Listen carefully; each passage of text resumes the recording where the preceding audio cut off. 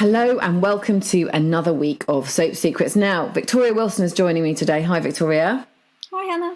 Now, Holby, there's a mystery patient and I'd like you to tell me more, please. Well, you're going to hate me again because we have been sworn to secrecy. We can't reveal at this stage who this very important patient Not okay, is. not okay. Can I stamp my feet virtually?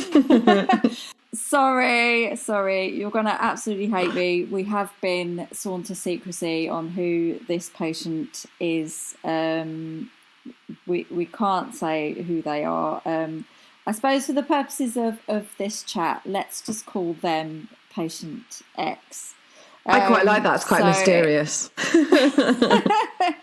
all will be revealed. But anyway, if we just talk about sort of the circumstances surrounding what's going on, it's basically a very big day for Chloe because she comes face to face with an enemy, if you like, from her past.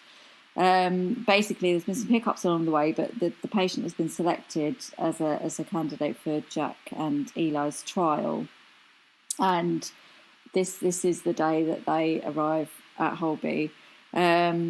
So, thinking back, Chloe's always, she's always known how important it is to find a patient for this trial, and when this person made the top of the list, she did plead with Eli, although she knows how important it is. She sort of pleaded with Eli to look elsewhere for a suitable match, basically.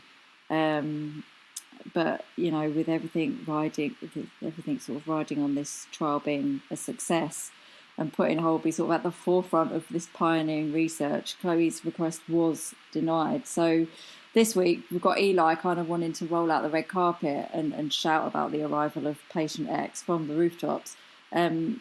But Chloe initially flat out refuses to operate. But then she realises she needs to put any anger or resentment she feels towards this person to one side and help save their life.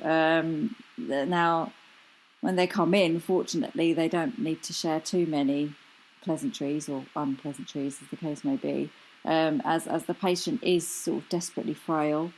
But despite their condition and sort of how they appear on the surface, Chloe still doesn't trust them, and she does believe they're up to no good. Anyway, so it was a slight spoiler in that the patient dies.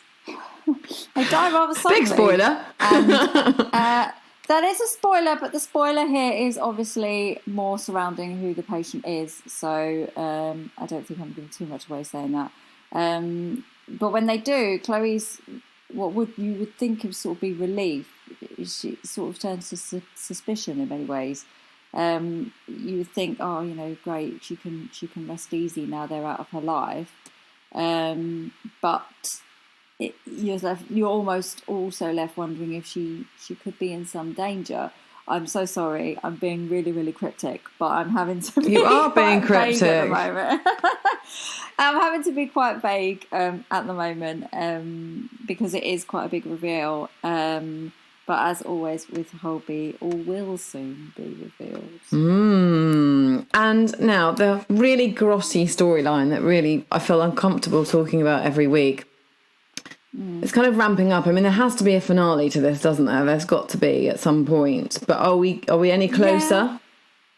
Well, no, I don't think so. I think it's almost sort of starting still rather than wrapping up because we're sort of getting more and more people getting involved in Jenny's sort of tangled web, if you like. And obviously the latest pawn in the game is Donna's daughter Mia, and the plot very much sort of thickens with all of that this week. It's basically it's the morning after the night before, and she's outside the hospital and she goes into a panic mode when a very, very drunk Mia stumbles out. She basically pulls up in a taxi. The door's opened for her, and this little figure just stumbles out. Really, really worse for wear still. Now, as much as sort of Evie's really torn because she really wants to support her friend, obviously, But she can't afford for Mia to be spotted by anyone who might know her at the hospital, because in the back of her mind she's obviously fearing that she's going to blab about their involvement in Jenny's late night grooming parties, whatever you want to call them. So Mia soon there's a really funny scene, and basically Mia soon makes herself known when she throws up all over Sasha. Oh, nice. Just what Sasha wanted. He sees her, he wears some quite garish shirts anyway, so it just added. Might say it's just a smell bit. The smell bit, not so much. Bit of an improvement. And there's one other thing about Sasha, isn't there? There's something else to add. Yes. He while all this is going on, basically, so he gets Mia a bed up on Keller, and the whole thing is to do with Evie kind of trying to make sure that Mia doesn't say anything. Obviously, Keller's where the ward where her mum actually works, so you find her sort of keep jumping in. Mia, it looks like Mia's really going to spill the beans, and then Evie's like, "Oh no, there are lots of other girls at this party," and la la la la. So she's really trying to make her keep stum about it. Again, there's more photos, and Mia and Jenny kind of leans on Evie to get, I'll need to get rid of these, but you're going to have to keep going to these parties, blah, blah, blah, and all that sort of thing. So a crisis is averted there for now. But as you say, the side story to that for Sasha is that he's joined a dating app. Brilliant. Yeah, his handle is Mr. Biggles, a cat. A big fat cat, and he ends up going. Oh, he gets a swipe left or right. Sorry, not on Tinder, so I'm not big on these things. By a Madam X, the elusive Madam X. So we've got a Madam X, and we've got a patient X. This is very confusing. Yeah. No, so we're all interested to find out who Madam X is. That's actually quite a sweet outcome. So we'll see. We just want Sasha to be happy, and it does end on a very happy note, shall we say? Very good. It's all happening in Holby now. From one hospital drama to another. Claire Ruck joins me now. Hi, Claire. Hi, Hannah. Shall we talk Casualty? Yes. Because it was a great episode, wasn't it? The 35th special. It was absolutely fantastic. It was really nice to see three big stars come back, and one of them stays on, which is really nice. So Ethan's brother Cal, Richard Windsor, is still with us this week, and this week instead of being dressed normally as we saw him last week, he's dressed in a superhero outfit. So him and his brother were really close. Cal and Ethan were really close, and so Cal's back to support Ethan in his time of grief, and he's really not coping. He wouldn't, his wife is now only just been past 6 weeks. He's struggling. He's now a single dad, and should he go back to work? When should you go back to work? Obviously, it's different for everybody. And Phoenicia's parents are helping out. We see at the beginning of the episode that, Ethan's, on board. The flat's spotless, and by the end of the episode it's not quite so spotless, Hannah. He's really not coping. And only that, what we also have to remember, Hannah, is that he has to go into the emergency department and face Matthew. And of course Matthew was the man that crashed the car. So he has to face him every day, and that must be a difficult thing to do. This has to run around the story, because you can't just shut off emotions, can you? And they've got to make sure that they kind of represent that accurately, and everybody deals with grief in different ways, but this must be absolutely awful. Yes, it is.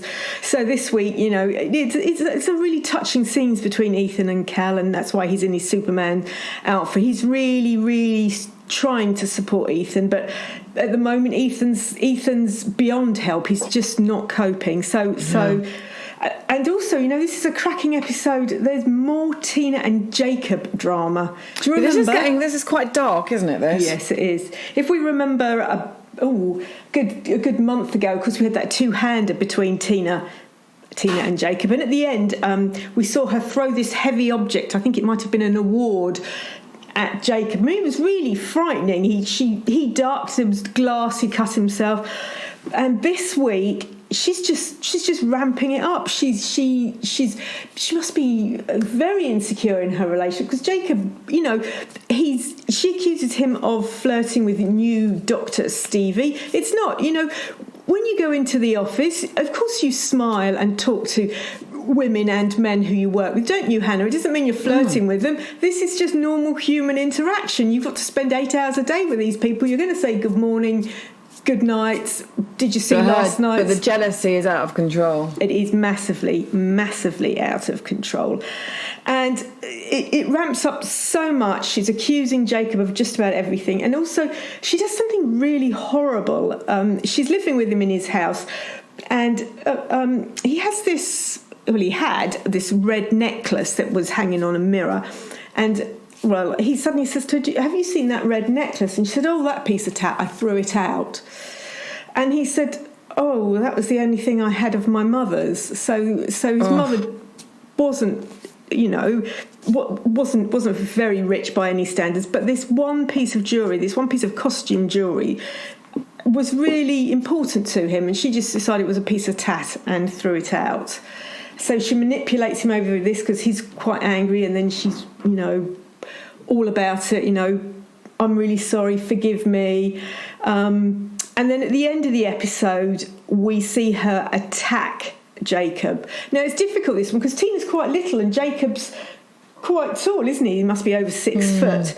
So, you know, he doesn't fight back, and she gashes his leg, and he has bruising and cuts to his face. He does that thing when someone says to him at work, what happened to you? He says, oh, I walked into a cupboard. But we all know Tina did it. So just where will this go? And I think this is a really, really important storyline, because this does happen, and I think men are almost embarrassed that it's happened to them, that they haven't been able to stop it.